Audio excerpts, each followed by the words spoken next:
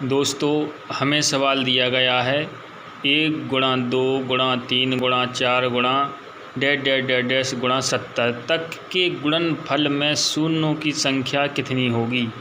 अर्थात हमें ये दिया गया है कि अगर 1 से लेके लगातार 70 तक की संख्याओं का आपस में हम गुणा करें तो इकाई से लेके हमें कितने शून्य प्राप्त होंगे। तो लंबा सभी का गुणा करेंगे तो बहुत लंबा हो जाएगा। इसकी ट्रिक बनाई है हमने अंतिम संख्या बटे 5 और इसके आगे डॉट डॉट दिया है, मतलब हमें प्राप्त अंतिम संख्या में 5 का भाग देते हैं और जो भागफल प्राप्त होता है हमें उस भागफल में तब तक भाग देते जाना है कि वह 5 से छोटा भागफल प्राप्त हो जाए और अंत में हम सभी भागफलों को आपस में जोड़ देते हैं और जोड़ कर जो संख्या हमें प्राप्त होती है वह हमारा उत्तर हो जाता है। तो अब हम सवाल पर आते हैं। हमें सवाल दिया है 1 गुणा 2 गुणा 3 गुणा 4 डॉट डॉट डॉट 70 तक के गुणनफलों में शून्यों की संख्या कितनी होगी।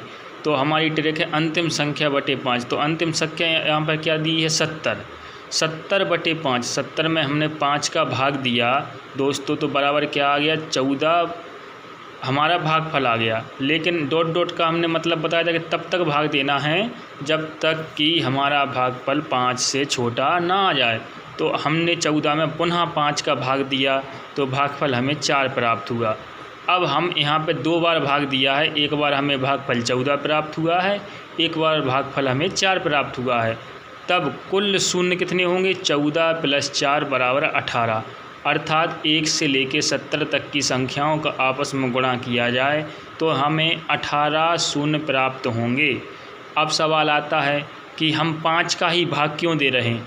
तो 5 का हम दोस्तों इसलिए भाग दे रहे हैं कि 5 का किसी भी सम संख्या में गुणा करने पर हमें 1 0 प्राप्त हो जाता है, इसलिए हम 5 का भाग दे रहे हैं।